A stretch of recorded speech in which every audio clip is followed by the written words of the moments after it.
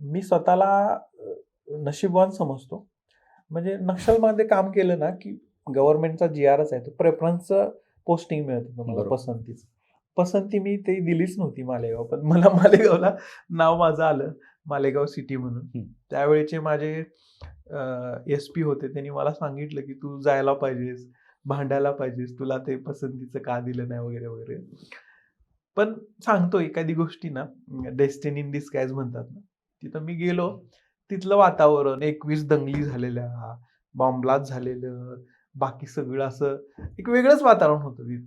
पण सांगतो की तिथलं जर पोस्टिंग जरा मला मिळालं नसतं किंवा मी गेलो नसतो, तर मी आयुष्यात खूप काही मिस केलं असतं. ते मिळवलं मी म्हणजे तौलनिक स्वरूपामध्ये सगळ्या मी धर्माचा तिथं अभ्यास करू शकलो. अनेक म्हणजे लोकांची मनं जोडण्यासाठी आम्ही एवढं काम केलं, एवढं काम केलं.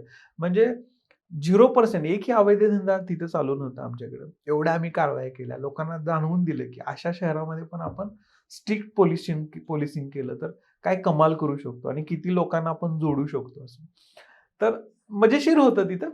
म्हणजे आम्ही मला आठवतंय मॅरेथॉन घेतलेली तिथं 5,000 येस. लोकांची. त्यानंतर आम्ही रक्तदान शिबिर 1500 लोकं लाईनमध्ये म्हणजे 7,000 लोकांनी नोंदणी केली होती. ते कंटाळले. 4-5 तरी वेगवेगळ्या ब्लड बँक आणल्या आणि सगळे ते नजारा एवढा छान होता. हिंदू, मुस्लिम असे उभा राहिलेत. एकाच लाईनमध्ये रक्त देत आहेत शेवटी आणि रक्त ते लालच. लाल रक्त एकाच प्रिझनमध्ये जातंय ते. किती सुंदर होतं आणि तिथं मला ते खूप छान शिकायला मिळालं.